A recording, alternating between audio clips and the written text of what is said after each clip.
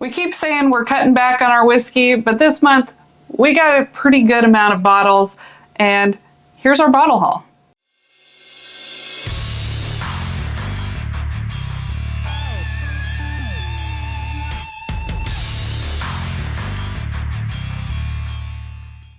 Hi friends, I'm Laura, this is Troy, we're Baker Drinks, and this is our August 2024 bottle haul. We have cut back quite a bit. I remember having some 30 bottle hauls. Yes, but I feel like maybe we've upped the quality over the quantity. Yeah, there's not a whole lot of filler on this list. Maybe one. There is some filler, but not a whole lot. You know, usually we'd go to a store and you'd see 5 or 6 bottles that are, oh, what about that one? Let's give it a try. Throw it in the cart. And we'd end up with a bunch of bottles we didn't really want or need. And we've kind of stopped doing that. It is now, for sure, quality over quantity. Well, with that, why don't you start with the first bottle, Troy? I'm rambling here. So speaking of quality over quantity, a very good friend of the channel, Rusty J. Lugnuts from the BourbonSyndicate, swears by this bottle. He's got so many of us to buy this thing just because he talks about it so much. I saw it on the shelf. It was like $13. He said, you got to get it if it's in the glass bottle. That's a glass bottle. It's the Rich and Rare Reserve. Not just the Rich and Rare, the Reserve. It's an 80 proof Canadian whiskey, blended. It's worth what we paid for it. It's $13 whiskey. But you know, if that's your thing and you like to drink this, more power to you. It's probably going to end up in cocktails for us. And the first one I have isn't a whiskey. We branched out just a little bit. Just one bottle, trying something new. We have the Foursquare. This is the 2010. It is finished in, it's 12 years old and finished in ex-bourbon or aged in ex-bourbon barrels. So it does have some of those bourbon characteristics, the sweet vanilla caramel, but it's rum and it's interesting and it's delicious. Oh my, that is so good. So if you watched our bottle kill video, you saw we killed a Peerless small batch rye.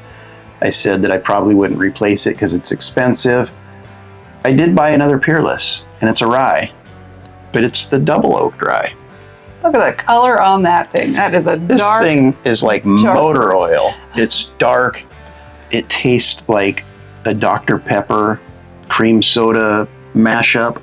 It is so interesting and so good. Yeah, if you could find this thing anywhere near MSRP, I would say get it. It's really good. Going along with that double oak, we also got the Elijah Craig toasted rye. You know, this kind of just, everyone's coming out with ryes. We have bought so many ryes this year. And you're the rye. And I love it. Mm-hmm. So much flavor, so good. This one is sweet, approachable. You know, it's not like a crazy heavy, you know, you're not thinking about it and all that stuff, but it's good. I like it. You know, 94 proof. You know what you're getting. Delicious. So we're big fans of Westward Distillery out of Portland, Oregon. They do American single malts is their thing, and we're members of their bottle club. And quarterly, they come out with a new release. And this last quarter, it was their first ever bottled and bond American single malt.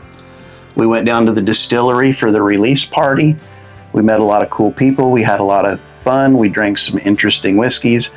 And this one's no exception. The bottled and bond American single malt is not a common thing. There are some out there, but this was Westward's first, and they hit this one out of the park. It's 7 years old, full of flavor. Great whiskey. And crazy that it tastes completely different than their other stuff. I would have expected that it would, you know, it's just like, oh, it's the same thing, but at 100 proof. But it is very different. I feel like the flavor is worth it. At that release party, you know, there was plenty of other stuff to drink and sip and buy. And we also came home with a bottle from Barrel 11. So that is the 11th barrel that they ever produced. They were celebrating their 20th anniversary as a distillery during that release party. And selling off pretty much everything they had that was old. So we had to get a bottle. We haven't cracked it open yet. We tried barrel 10 and we're big fans.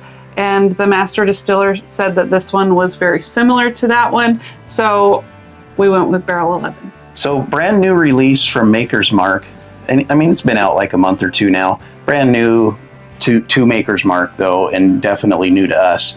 It's the Heart release. Everyone said the wood finishing series was done, including Maker's Mark. And they lied. They lied. This is the new wood finishing series. This is bottle 1 of 5 in the series. It's, I don't know, it's like all toasted French oak staves. I feel like they heard about that somewhere, maybe within their own lineup, since Maker's 46 is that stave profile. This one does taste a little different than the 46 though. It's interesting. I don't know. If you see it out there at a good price, give it a try. If you're a Maker's fan, give it a try. If you don't like spending $80 on whiskey that you've never had before, I'd give this one a pass. So then just recently, a Costco opened up near us. So grand opening means great supply of whiskey.